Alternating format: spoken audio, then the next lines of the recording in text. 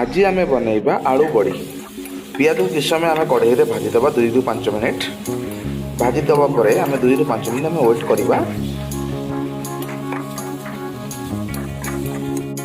एबे तादर किसी टमाटर ऐड करके भी आम 2 ରୁ 5 मिनिट जाए गोलई चलवा। जस्ट एमती टिके गोलई गोलई तापर आम तादर टिके परिमाण में पानी ऐड करदे जहाँफल मसलाटा लगे ना। तापर गैस रे हाई कर दिबा। हाई कर सारा ताको आउर 2 ରୁ 5 मिनिट हम गोलैबारे लागिबा।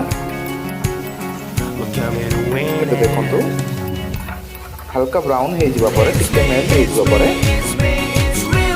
आमे कोन करबा कि पात्र रे पानी नै सेतिरे 2 ରୁ 3 चामच लंका गुंड आपन को स्वाद अनुसार जहाँ गोटे राग पसंद लंका गुंड पकाई ताकि कुछ मसला एवं हळदी पकाई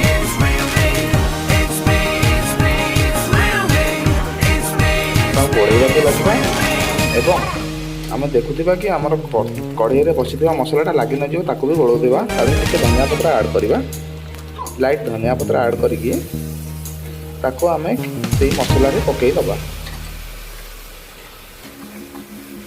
एबे 2 ରୁ 5 मिनिट फिर गोलैबाक लगे। देखु 2 ରୁ 5 मिनिट गोलिया हम। नेक्स्ट टे पानी ऐड कर जहाँफल मसलाटा लगे बेसी तेल खाऊनी कहीं तेल आम देह को हानिकारक।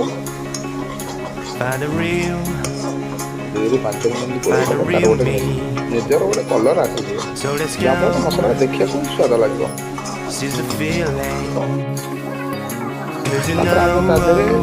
सीझा आलू को पकईदबा। सीझा आलू को पकई सारा भी आम 2 ରୁ 5 मिनिट बसबार लगे।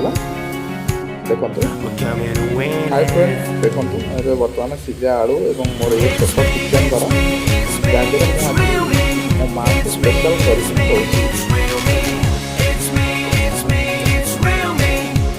आलूटा चिकेन हो गला आम चिकेन मसला टी ऐड कर जार चिकेन मसला अच्छी चढ़े ना चिकेन मसला पकड़े स्वाद बढ़े चिकेन तरकारी भाया लगे आलू कषाटा। एबे तादरे आम बड़ी को ऐड करवा। टिके पानी देना तादरे आम भाजी बड़ी को ऐड करवा। देखो बड़ी में मुझे पकई देछि। एबे 2 ରୁ 5 मिनिट जाए छाड़देवा। छाड़देला घोड़े सारापर आम तरकारी प्रस्तुत हो गला।